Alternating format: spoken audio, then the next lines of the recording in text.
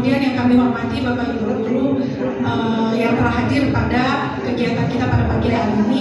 Bapak Ibu Guru, pertama-tama kami ingin mengucapkan terima kasih Bapak Ibu Guru atas kehadirannya di ruangan ini untuk membahas mengenai budaya positif.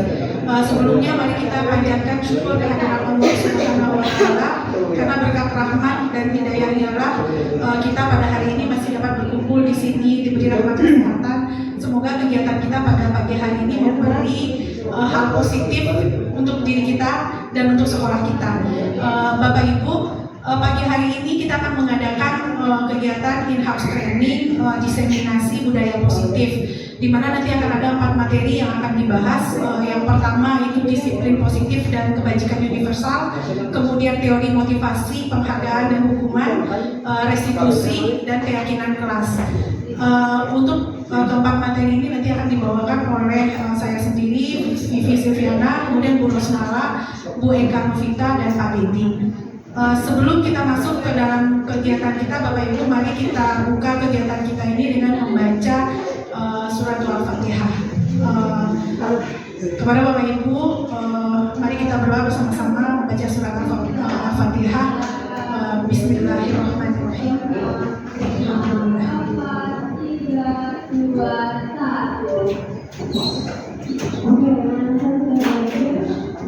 Amin ya rabbal alamin. Bapak Ibu, sebelum kita masuk ke dalam materi, mari kita dengarkan dulu pengarahan dari Ibu Elvira selaku kepala sekolah yang telah menyempatkan waktu untuk datang ke 35 mengikuti kegiatan kita pada pagi hari ini. Kepada Bu Elvira, waktu dan tempat kami Baik, terima kasih Bu Vivi. Bismillahirrahmanirrahim. Assalamualaikum warahmatullahi wabarakatuh. Waalaikumsalam. Selamat pagi, salam sejahtera untuk kita semua. Yang saya hormati Bu Vivi, Bu Eka, Bu Rosmala, dan Pak Dedi, tim guru penggerak SMA Negeri 35, Bapak Ibu guru semua yang saya hormati, saya banggakan. Alhamdulillah hari ini SMA Negeri 35 berkegiatan lagi yang tentunya ini sangat-sangat bermanfaat, yaitu in-house training diseminasi budaya positif. Alhamdulillah kita bersyukur kepada Allah Subhanahu wa Ta'ala, rahmat, hidayah, keberkahan ditunjukkan untuk keluarga besar SMA Negeri 35, dan Bu El yakin kegiatan hari ini dampaknya luar biasa kepada teman-teman guru dan juga kepada anak-anak tentunya. Mudah-mudahan kegiatan ini bisa Bapak Ibu betul-betul ikuti, dan yang lebih penting lagi nanti dipraktekkan di saat Bapak Ibu mengajar di kelas. Selawat serta salam kita haturkan pada Nabi kita, Nabi Muhammad SAW, serta keluarga dan para sahabatnya. Bapak Ibu, Bu El selaku kepala sekolah PLT di SMA Negeri 35 banyak mendapatkan ilmu di SMA Negeri 35 yang tidak atau belum ada di SMA Negeri 7. Jadi ilmu-ilmu yang banyak ini Bu El bawa, diem-diem kagak ketahuan oleh guru 35, Bu El bawa masukin tas, mau dibagiin ke 7. Dan apa yang bisa Bu El bagi dari 7 ke 35 pun Bu El gak akan sayang-sayang, bagiin habis untuk 35, sehingga 7 dan 35 bisa maju, bisa sukses ya. Kalau di 35 ini kelebihannya 35 punya 4 guru penggerak. Aku aja orang susah, ini 4, berarti 35 ini kaya ya. Dan teman-teman yang lain, terutama yang usianya di bawah 50 ya. Kalau yang udah kayak Bu El 55, jadi kita berdoanya berzikirnya kita sehat aja ya, biar sehat, panjang umur, jauh dari penyakit, dan bisa memotivasi teman-teman yang muda. Yang usianya di bawah 50, ikutin tuh jejak berempat itu ya, Bu Vivi, Bu Eka, Bu Rosmala, Pak Dedi. Bagaimana dia bisa, aku pun harus bisa ya. Jadi kegiatan diseminasi ini Bu El memberi apresiasi kepada teman-teman berempat. Mudah-mudahan kehadiran teman-teman hari ini mewarnai SMA Negeri 35, khususnya kepada teman-teman guru, sehingga kedepannya kita mempunyai karakter yang positif karena budaya positifnya melekat, ya, melekat di diri Bapak Ibu semua. Anak-anak belajarnya menjadi nyaman. Dia rindu sekolah, kalau perlu nanti kita mergokin ada anak hari Sabtu Minggu ke sekolah.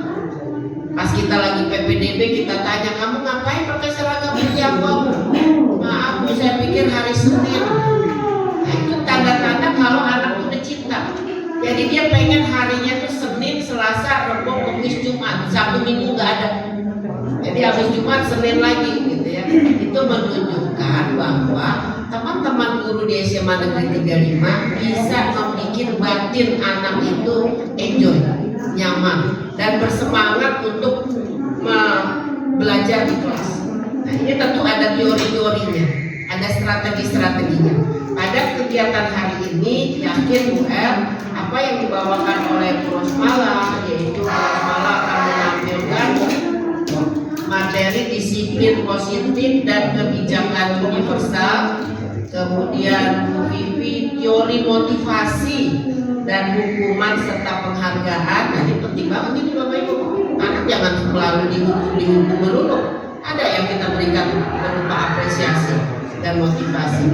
Yang berikutan keyakinan kelas oleh Bu Eka dan oleh Pak Dedi, restitusi. Ya, ada 4 materi. Sampai jam berapa ini? Ada 2 jam. Kurang lebih 2 jam. Berarti teman-teman ini untuk terkait nilai udah nggak ada masalah ya. Nanti kita rapat pleno jam 1. Baik, Bu El, sekali lagi terima kasih banyak. Dan ini bagi Bu El termasuk ilmu baru. Artinya ada kegiatan IHT diseminasi oleh teman-teman guru penggerak. Tadi Bu El tanya ke Bu Vivi, itu di SMA Negeri 7 ada namanya Bu Novi. Dia begini lagi kan nanti? Iya Bu El, tapi nanti ada waktunya, jadi ada step-stepnya. Agar teman-teman berempat udah sampai di sini. Ini kegiatan ada yang pertama, kedua gitu. Ada. Nanti setelah ini ada lagi diferensiasi. Ya. Teman-teman, ini bisa nggak kita jadikan kita buatkan sertifikat? Udah. Nah, berarti buatkan sertifikatnya ya, termasuk Bu El sebagai kepala sekolah, dan bisa diupload di PMM teman-teman ya. Teman-teman, PMM-nya ditengok-tengok dan ditambah lagi ya. Modul-modulnya dibaca, soal-soalnya, kemudian ada tesnya diikuti, sehingga nanti begitu rapat mutu 2025 muncul, PMM SMA Negeri 35 nggak menurun nilainya. Kenapa? Karena guru-gurunya semua aktif. Tapi Bu El mau memberikan apresiasi nih kepada guru-guru yang aksi nyatanya sudah punya sertifikat sebanyak 4. Ada nggak? Nggak ada, yang keturun dah. Yang gurunya punya aksi nyata dapat sertifikat 3. Lagi banding Bu. Lagi banding. Tapi ada. Lagi banding. Kalau 2 yang sampai dapat sertifikat 2 ada. Nah, yaudah, gue beliin batik 1. Didata oleh Bu Vivi, Bu Eka, didata oleh teman-teman. Yang 2 aksi nyatanya, siapapun orangnya tanya ukuran bajunya. Ya, jadi begitu dia tunjukin, tapi ditunjukin sertifikatnya. Ya, kalau perlu Bu Eka, Bu Vivi kumpulkan sertifikatnya. Nah, teman-teman yang baru 1, yuk buat aksi nyatanya. Jadi target kita mengakhiri tahun pelajaran 2023-2024, kita berusaha untuk dapat 2. Kalau gue masih di sini, tinggal tunjukin aja. Saya udah 2 nih bulan Agustus misalnya. Berarti dapat baju, dapat. Ya, itu sebenarnya hanya sebagian kecil motivasi bukan. Yang lebih utamanya Bapak Ibu bagaimana menjadi guru yang profesional, yang disenangi anak-anak, dirindukan anak-anak, dan pelajarannya dipahami sangat mudah, sehingga anak-anak merasa di sekolah itu tidak dalam penjara, tapi dia merasa di sini adalah taman bermain kayak anak TK, tapi taman bermainnya anak SMA beda dong. Tapi dia merasakan taman, ya, nyaman, guru-gurunya juga tutur katanya juga santun kepada anak-anak, dan anak-anak kita dari hari ke hari minim kasus-kasus negatif seperti minuman keras, merokok, ya, tawuran, gitu ya, pembulian, seks bebas, begitu kita upayakan itu nggak ada lagi di 35. Itu yang bisa Bulan sampaikan. Mudah-mudahan kegiatan ini bisa berjalan lancar dan teman-teman semua merasakan manfaatnya, dan manfaatnya itu diimplementasikan di dalam kegiatan teman-teman mengajar di kelas, berdampak kepada anak-anak merasa senang belajar di 35 dan dia merasakan banyak dapat ilmu dari Bapak Ibu gurunya. Pandai-pandailah memberi motivasi anak, pandai-pandailah memberi penghargaan anak, dan juga dalam memberikan hukuman anak, berikan hukuman yang mendidik dengan tutur katanya yang santun. Dengan membaca Bismillahirrahmanirrahim, kegiatan in-house training diseminasi budaya positif pada hari ini tanggal 13 Juni 2024 pada hari Kamis di SMA Negeri 35 dibuka. Wabillahi taufiq wal hidayah. Wassalamualaikum warahmatullahi wabarakatuh. Waalaikumsalam.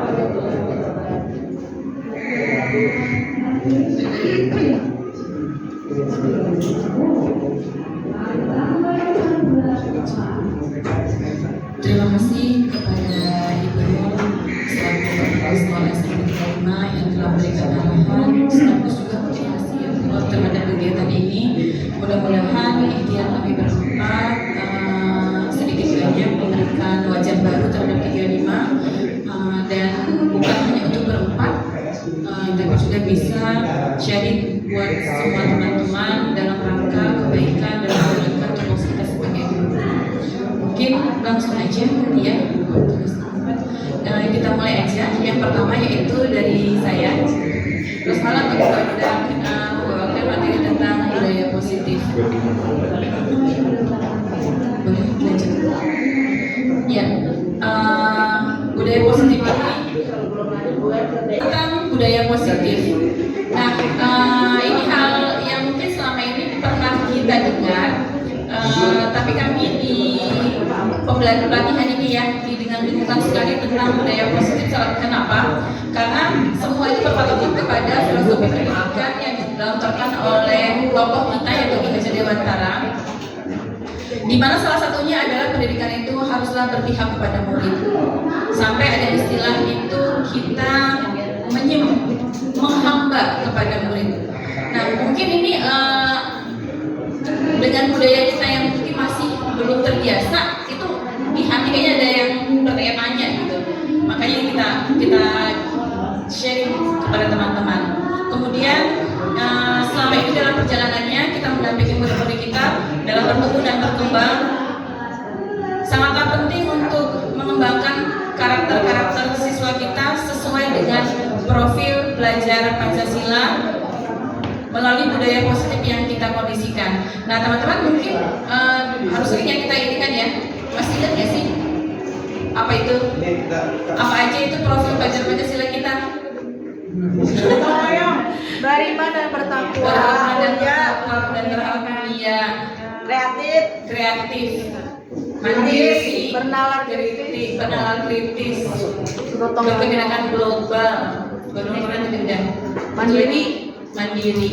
Nah, slogan-slogan itu memang harus sering kita ucapkan. Kenapa? Secara otomatis nanti alam bawah sadar kita menuntut kita untuk bagaimana proses yang kita lakukan dengan anak-anak itu menuju ke sana. Next.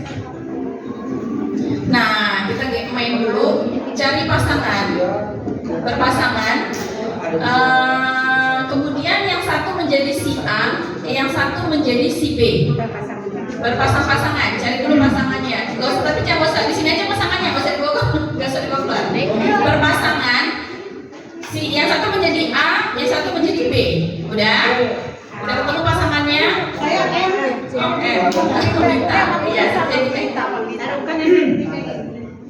Iya, oke, sudah. Nah, yang si A itu berimajinasi seolah-olah di salah satu tangannya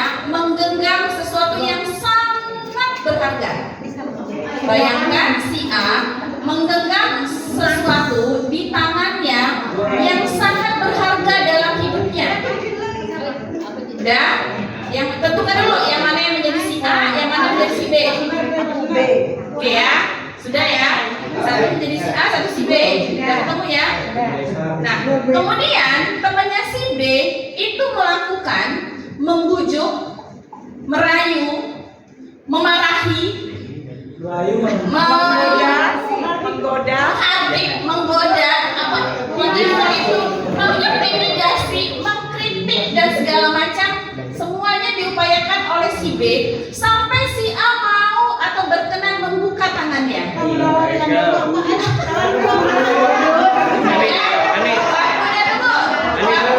30 detik ya. Dia boleh masuk 30 detik. Disusun kata-katanya supaya gimana terayu yang si B-nya, si A-nya ya. Udah? Udah ready ya? 3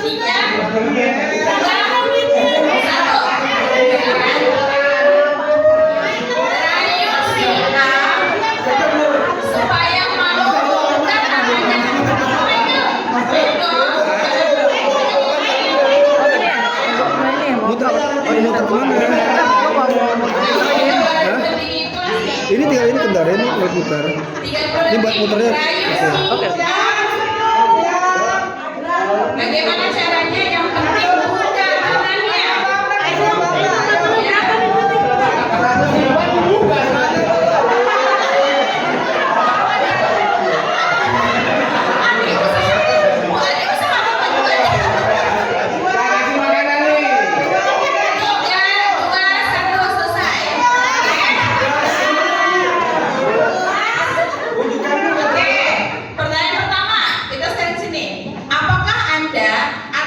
B membuka kepalan tangannya. Si A membuka nggak tadi? Yang jawab si B. Enggak. Oke. Kebaikan buka nggak? Buka dulu. Ada yang berhasil nggak? Buka tangannya.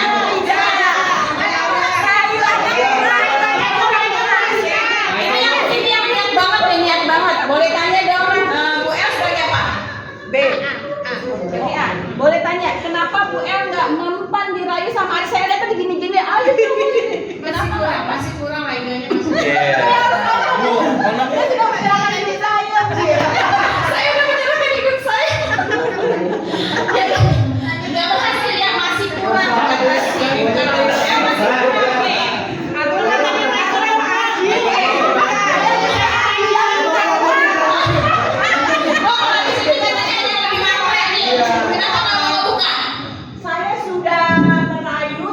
Tidak berhasil, dia bilang minta hempel.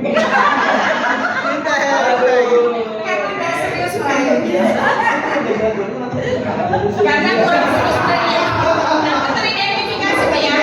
Kemudian pertanyaan kedua, apakah Anda atau B menutup kepala tangan Anda? Tadi gini kan posisinya, benar-benar ditutup nggak? Oke ya. Kemudian alasan apa Anda menutup kepala tangan itu? Tadi kan saya suruh berimajinasi ya. Kenapa tangannya seolah ditutup? Ada tangannya? Au.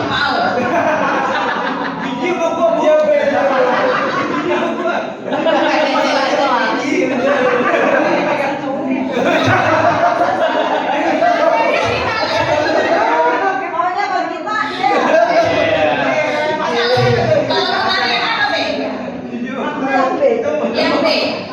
Si A siapa tadi? Hilang lagi. Oh yang A mana? Oh ini.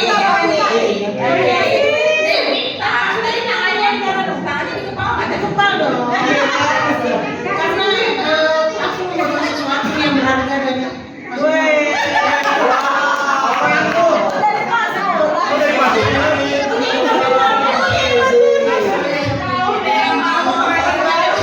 Padahal kurang 5.000 doang dikasih. Iya. Kurang 5.000 doang. Nah, dari pertanyaan tadi ya, ditutup atau enggak, kerayu atau enggak, dibuka atau enggak, si B-nya berhasil atau enggak. Sesungguhnya itu adalah yang memegang kontrol adalah siapa? Diri sendiri. Ya, mau dengan sukarela juga tadi bisa, mau dipaksa juga bisa, mau dibelai juga bisa. Nah, jadi semuanya itu adalah memegang kontrol adalah diri sendiri. Itu berlaku berlaku buat kita sebagai guru, begitu pun berlaku buat siswa kita. Oke? Nah, berikut ada telekontrol yang coba dilakukan oleh Dr. Kalian Grace. Selama ini kan seperti ini ya, ada miskonsepsi tentang teori kontrol. Yang pertama adalah guru menganggap bahwa dialah yang mengontrol murid, gitu. Nah, pada dasarnya kita tidak dapat memaksa murid, benar nggak sih? Walaupun tampaknya guru sedang mengontrol perilaku, tapi hal tersebut semuanya atas seizin muridnya sebenarnya. Walaupun itu bisa dilakukan dengan terpaksa ataupun dengan suka rela, gitu ya. Oke. Teori kontrol ini menyatakan bahwa semua perilaku memiliki tujuan, bahkan perilaku yang tidak disukai. Jadi kalau murid pun bersukarela tadi misalnya dia membuka diri, itu tetap kontrolnya ada di dia. Nah, keputusan dia membuka diri itu tadi bisa jadi karena terpaksa, bisa jadi karena proses perubahan kita berhasil merayu dia, tapi sepenuhnya kontrol itu ada di tangan murid kita. Jadi kita jangan kadang-kadang kita merasa kalau sudah berhasil menguasai murid, kita merasa bahwa kita sepenuhnya yang melakukan itu gitu. Oke, yang kedua,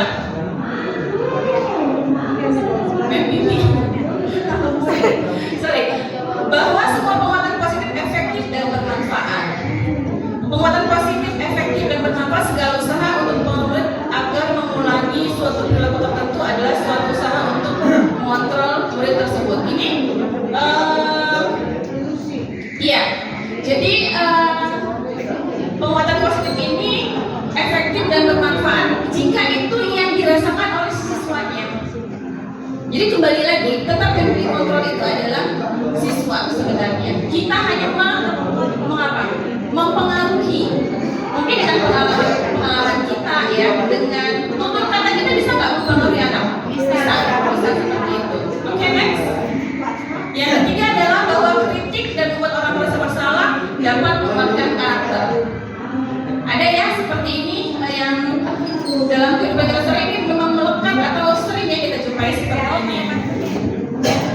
Nah, terkadang kita merasa juga mengkritik, tapi dengan enggak kamu nggak marah kok, tadi ngomongnya aja pelan gitu, dengan suara halus. Sebenarnya kata-katanya itu kan sebenarnya bukan intonasi saja, tapi pilihan kata yang kita sampaikan ke siswa itu merupakan sebuah kritikan juga bisa kita lakukan seperti itu. Oke, next. Bahwa orang dewasa memiliki hak untuk memaksa, karena kita merasa bahwa udahlah saya lebih tahu, saya lebih duluan seperti kamu. Nah itu ini salah satu yang sering dilakukan posisi kita sebagai guru untuk melakukan kontrol terhadap siswa. Padahal sebaliknya lagi tadi yang memiliki hak itu adalah siswa itu sendiri.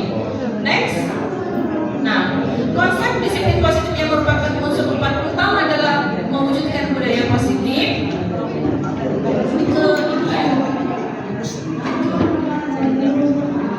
Next. Tadi kayak gitu ya. Baik dulu saya mau gitu ya. Oke, yang kita ceritakan kebanyakan guru kita ya tertarik dengan topik pembahasan tentang disiplin. Kenapa? Kalau dibilang disiplin, kayaknya kita udah merasa sekolah rumah paling disiplin, sekolah gua udah paling ini. Nah, dalam perjalanannya kita kadang-kadang suka belum melakukan feedback ya kepada anak. Benarkah dia melakukan disiplin itu karena memang dia disiplin atau karena dia terpaksa disiplin? Nanti akan kita bahas itu setelahnya. Oke, next. Ya. Nah, konsep inti dalam budaya positif adalah ini. Nanti akan bagian-bagian ini akan disampaikan oleh teman-teman yang lain juga. Jadi saya fokus ke disiplin positifnya. Pertama adalah perubahan paradigma, kemudian disiplin positif, kebutuhan dasar manusia, motivasi perilaku manusia, posisi kontrol dan peranan guru, keyakinan kelas, dan yang terakhir ada segitiga restitusi. Next. Nah, ini perubahan paradigma belajar.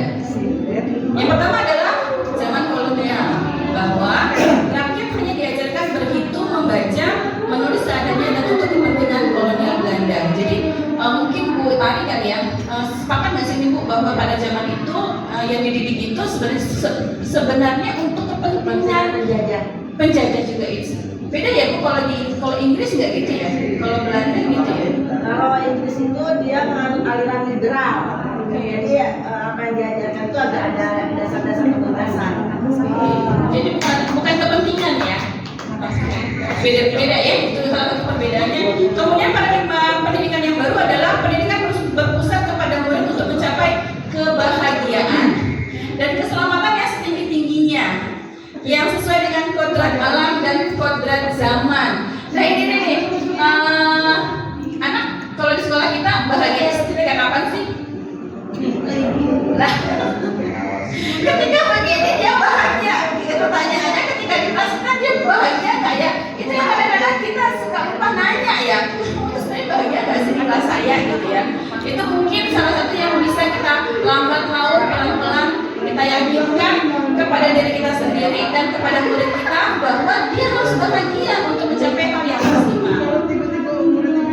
Kenapa Pak? Kenapa? Kalau murid bilang enggak, saya nggak bahagia. Nah, kita juga kasihan. Kalau muridnya bilang nggak bahagia di kelas kita kasih, terus kita ngapain? Kita ngapain? Jangan Ngambek dong. enggak, jangan dong. Jangan dong. Kalau tiba-tiba muridnya bilang saya nggak bahagia, harusnya diapain dulu? Diinventarisir dulu. Kenapa dia tidak bahagia? Apakah sepenuhnya karena kita secara personalitinya, atau tidak sesuai dengan kemampuan kognitif yang mengikuti pelajaran kita? Nah itu nanti larinya ke bisa banyak, bisa personal approach, bisa kalau kepribadian ya, misalnya tidak terlalu suka dengan performance kita, berarti personal approach. Tapi kalau ketidakmampuan dia sesuai dengan gaya belajar dia, itu disebut dengan berdiferensiasi. Nanti cara mengatasinya seperti itu. Oke, next. Yang mudah-mudahan kita ngambek. Nah, yang mudah-mudahan kita ngambek kata Bu Ita. Oke, ini balik lagi. Nah, disiplin selama ini kita mengasumsikan bahwa disiplin itu adalah ketika dia taat dan patuh dan tidak melanggar. Nah, kita lupa. Ada yang kita lupakan adalah nah, dia itu taat dan patuh kenapa? Ya. Menurut Ki Hajar Dewantara, di mana ada kemerdekaan, disitulah ada disiplin yang kuat. Sungguh pun disiplin itu bersifat self-disiplin. Jadi disiplin yang sesungguhnya itu adalah dari diri sendiri sebenarnya, bukan karena tata tertib yang ada di buku kita itu, tapi disiplin yang sesungguhnya adalah dari diri sendiri. Baik kita, ini kayak di sini, kayak kita lah, sama aja. Kita datang ke sekolahan tepat waktu, kenapa? Kan karena kita mendisiplinkan diri kita sendiri. Atau jangan-jangan kepikiran supaya nggak dipotong. Kalau nggak dipotong, berarti dia ada faktor ekstrinsiknya ya, ada faktor eksternalnya berarti. Nah yang paling tepat itu yang mana? Apakah memang karena takut dipotong TKD-nya, atau misalnya karena merasa bahwa oh istilahnya kan kalau buku itu kan digugur dan dikirim gitu ya. Apakah karena itu? Apakah karena takut dicontoh murid atau karena takut dikritik murid? Nah kita lihat apakah itu sudah masuk ke self discipline atau tidak gitu. Oke, next. Nah, sama Pak? Enggak apa-apa. Biasa ada seminar itu. Kata disiplin itu berasal dari bahasa Latin, yaitu artinya ternyata belajar. Jadi bukan hanya taat dan patuh arti sesungguhnya disiplin itu, tapi dari bahasa Latin kata disiplin itu adalah artinya belajar. Jadi ketika dia disiplin, artinya dia sudah melalui sebuah proses belajar. Nah kita mindsetnya belajar itu harus baca buku, kerjain tugas, ya masih sebatas itu yang kita yang kita lakukan. Kemudian di situ juga berasal dari kata akar kata yang sama dengan disiplinnya, yaitu ternyata disiplin adalah artinya juga murid atau pengikut. Nah, untuk menjadi seorang murid atau menjadi pengikut, seseorang harus paham betul alasan mengapa mereka mengikuti suatu aliran atau ajaran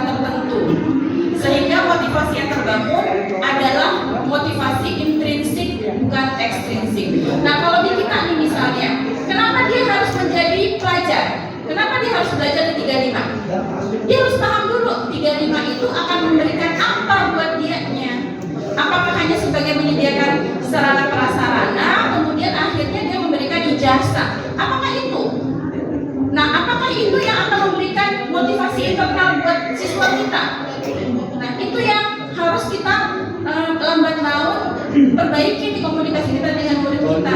Ketika dia sudah disiplin, terus sebenarnya dia sudah belajar. Sebagai pendidik, tujuan kita adalah menciptakan peserta didik yang memiliki disiplin diri, sehingga mereka berperilaku mengacu kepada nilai kebajikan universal dan memiliki motivasi intrinsik untuk melakukan perubahan ke arah yang lebih baik. Jadi ternyata disiplin itu penting banget ya pada Ibu ya, bahwa tapi agak belum tebal ya pemahaman disiplin kita. Sebenarnya saya juga ketika mengikuti kegiatan-kegiatan inilah bahwa ternyata kata-kata yang selama ini kita dengar di otak kita itu ternyata banyak yang miskonsepsi gitu. Oke, next. Nah, nilai-nilai kebajikan dari 6 ini ada dari 6 institusi, saya ambil 2 aja. Kenapa ini perlu ya kita pahami, kita tahu lah, paling nggak kita tahu. Nanti kita bisa pilih di proses pembelajaran kita karakter yang paling kuat yang mana. Jangan berharap bahwa semua anak memiliki karakter ini 100%. Nggak bisa, karena waktu kita beradaptasi dengan anak juga kan terbatas. Jadi menurut saya yang lebih ideal adalah pilihlah karakter yang paling mana yang mau kita tebalkan. Kayak di PKN misalnya, Bu, kira-kira karakter yang paling kuat itu di PKN apa sih, Bu? Karena kan suka dengan ini lu nggak bisa PKN, enggak. Ketika apa tuh?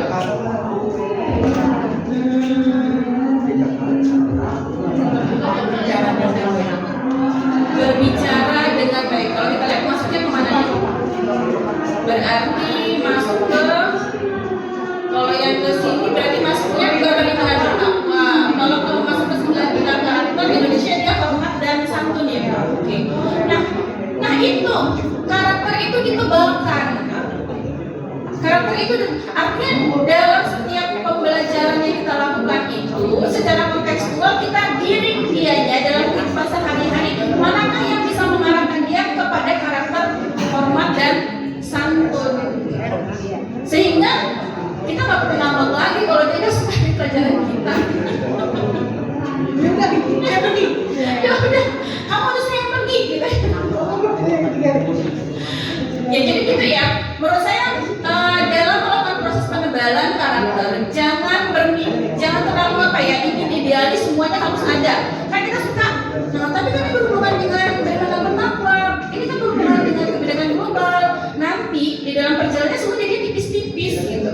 Padahal kan kita di semua mata pelajarannya banyak, anak ada 14 mata pelajaran. Kita fokus aja kepada salah satu karakter 1 atau 2 cukup di kitanya gitu. Nanti teman-teman yang lain melakukan penebalan yang lain. Oke, next. Nah, yang paling selanjutnya adalah kita bagaimana merancang aktivitas untuk menuju karakter yang kita yakini di kelas tadi itu. Nah, PR kita tuh Bu Mita, saya, Rosmala, Ani, Pak Sinar, dan teman-teman yang lain adalah PR-nya bagaimana merancang aktivitasnya. Kalau misalnya kita datang ke kelas, ya buka materi ini. Ada pertanyaan? Ya ada. Jangan tulis halaman sekian. Kira-kira tuh mengarah ke hormat dan santun. Kalau hanya seperti itu komunikasi kita, belum bisa gitu. Karena kita menjalankannya hanya sebatas mengumpulkan kewajiban kita biar nggak ada kurikulum. Maaf tadi. Ya kan, kurikulum mana nih? Gurunya masih di kelas, ya, di ruang guru gitu. Jadi yuk sama-sama nih, sama-sama semuanya. Yang penting adalah saya khususnya mau merubah diri untuk paling enggak aktivitas apa yang bisa membuat anak-anak saya misalnya balik ke misalnya ke inovatif gitu. Nah, apa aktivitasnya, benar nggak saya ngerancang kegiatannya dia mengarah ke situ? Jangan-jangan saya juga hanya menggugurkan kewajiban saya ngajar di kelas gitu. Nah, rancangan-rancangan aktivitas itulah yang harapannya nanti bisa mengarah ke budaya positif. Next, masih ada? Nih ya, jadi mulai dari ketika kita sudah merancang aktivitas itu, muaranya nanti menciptakan sebuah disiplin positif sehingga 35 memiliki budaya positif. Mita kelasnya sudah positif, Ovi kelasnya sudah positif, Pak Michael kelasnya sudah positif, Bu Ani sudah positif, Bu Vivi positif, saya positif, semua positif. Semuanya akan menjadi budaya positif. Nah, itu yang bisa saya sampaikan, masih jauh dari kata sempurna. Mohon maaf bila mana dalam penyampaian banyak kekurangan. Mudah-mudahan sharing ini kami bukan mengajari, tapi hanya berbagi apa yang kami peroleh. Mudah-mudahan ini juga berdampak khususnya buat saya pribadi dan teman-teman yang berempat lebih kuat lagi di sekolah SMA Negeri 35. Bila kita hidayah, wassalamualaikum warahmatullahi wabarakatuh.